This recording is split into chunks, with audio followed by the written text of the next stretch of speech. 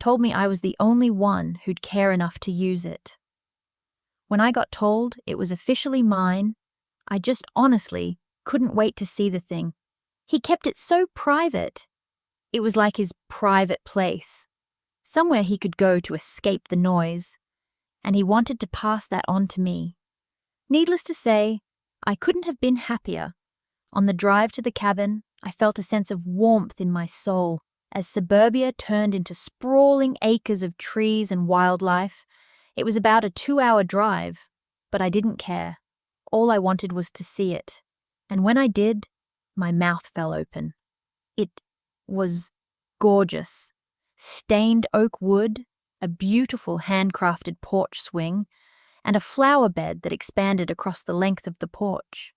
The cabin overlooked the river, was surrounded by nothing but trees, and the serenity of it made me realize why it meant so much to my grandfather. The first thing I did was cook up some of his famous fried chicken. I enjoyed it, along with a glass of sweet tea, as I took in the beauty of the interior. The hardwood floors were completely scuff-free. There seemed to be a deer head hanging on every wall. The smell was of pine and mountain air, and my favorite part, by far, was the fireplace. Well, that, and the fact that the cabin itself was remarkably clean. I honestly wish I could have sat by a fire and just reminisced on life or whatever, but in the midsummer heat, a fire would have been insanity. So I just sat there, eating my chicken, by an empty fireplace while I thought about my grandpa.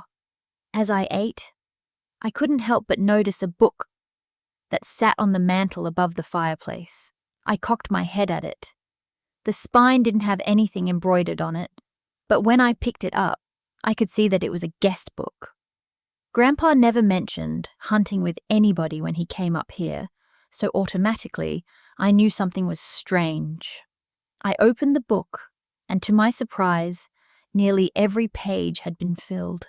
Mark DeSantis, January 6, 1973, stubborn bastard.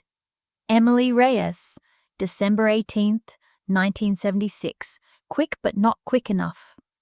David Clifford, February 9th, 1980, nearly reached the river. Each name contained a date.